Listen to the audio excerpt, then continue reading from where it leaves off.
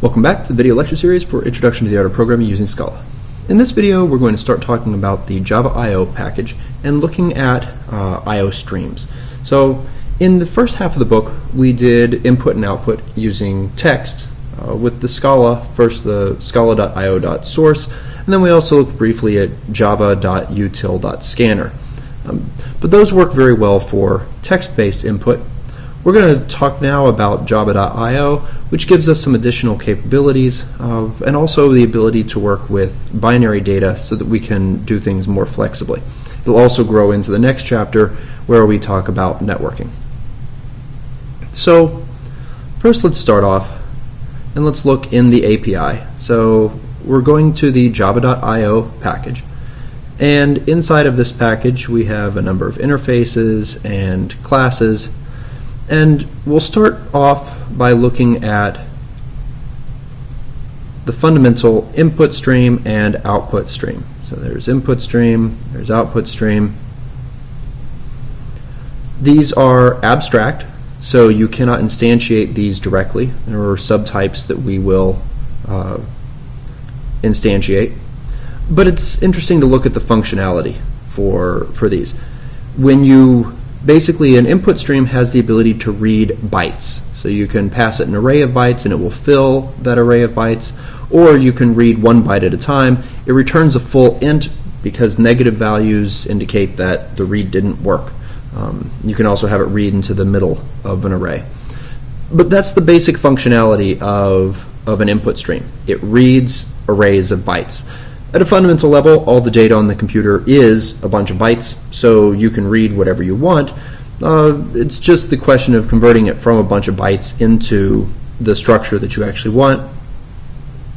Output stream is fairly analogous, except instead of reading stuff in, it writes out arrays of bytes, and you can write out a single byte, which gets passed in as an int, but it will only write out the lowest byte of that int. In addition to the input stream and the output stream, there's another class that is worth specifically mentioning in java.io, and that is file. And we've seen file previously, but we didn't really look at it in any detail. This class has a lot of very helpful methods in it. Most of the time you'll be making it just by passing it a path name. You can also use it to build relative paths, so you give it a file that represents a directory and then what you want inside of that directory.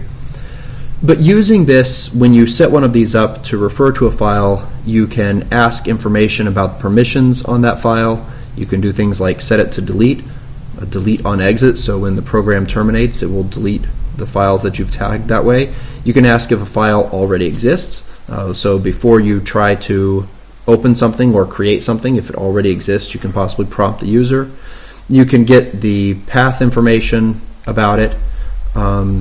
One of the ones that I find very useful is that you can get a list of all the files in a directory, or either as a bunch of strings or as an array of files. You can also ask for how long a file is, which we'll actually use that in just a minute. If the file refers to a directory that doesn't exist yet, you can call mkdir. You can actually make something that is multiple directories nested down where many of them don't exist, and mkdirs will create all of them for you, and you can change the permissions on files. So there are quite a few helpful things that you can do here with your files using the java.io.file class. So it's a good thing to have in the back of your head. Now, the thing about the input stream and the output stream being abstract is that we can't instantiate them. You can't actually make an input stream. You have to make some subtype of input stream. And the first example that I want to go through is looking at using the input stream and possibly output stream for dealing with files, because that is probably one of our most common use cases here. So there are classes for a file input stream and a file output stream. The file input stream inherits from input stream, but when you read from it, it takes data from the file. Similarly, a file output stream can be created and it will write data out to the file when you call the write methods. So if we go to Eclipse, we can set up a little example here.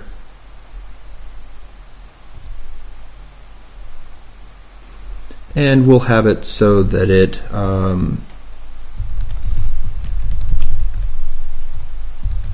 so we'll play with streams. I'm going to tell it to go ahead and add a main for us.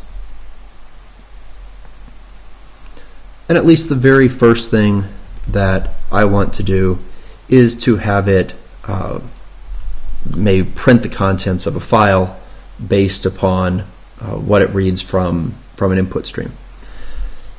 Now, we could do this in a few ways. We could read through byte by byte to do this, or we could read a large array of bytes. I'm actually going to do the latter. And just because I can and it's not too hard to do,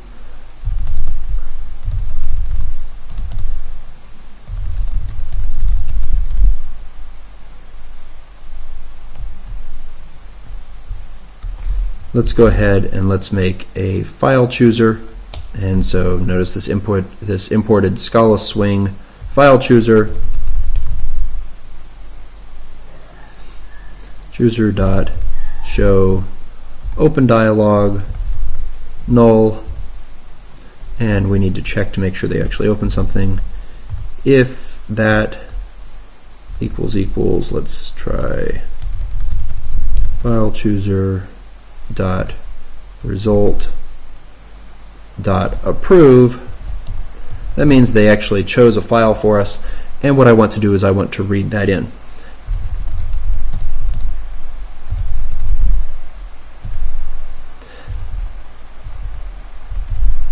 So there is a selected file, and notice that the type of this is a Java IO file. As I've mentioned before, we've used these before, we just didn't look in detail at all of the methods that are inside of them. And I can take that file and use it to create myself a file input stream.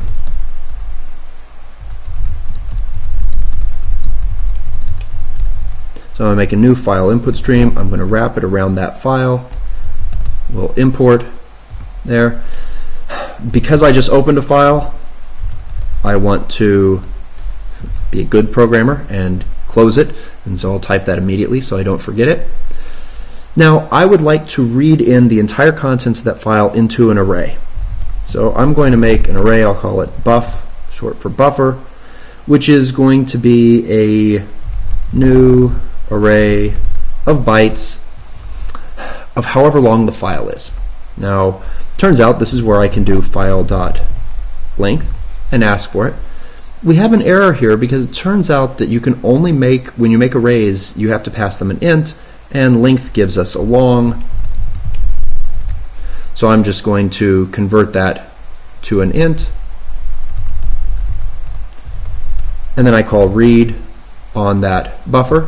At that point I can close the file because I've read my data in, and just to make sure that it works, I'm going to print line out a new string that's built using that buffer. There's a constructor for string that takes arrays of bytes. So this is a very simple little program that uses an input stream, and if we run this, we have the ability, so let's go programming using Scala. Pick one of our programs from earlier, basic methods. There we go. Okay, so we read in that file and printed out the results. Now, this is a very simple usage of an input stream and what we can do with it. We could have done this just as well with a source. The advantage here is if this had been a binary file, reading into an array of bytes would have been nicer, though we wouldn't have wanted to convert it to a string in that case. We could also make this so that it copied the contents of the file by creating a file output stream and then writing stuff out to that. We will Come back in the next video and we'll talk about what could go wrong with this and how we can deal with that.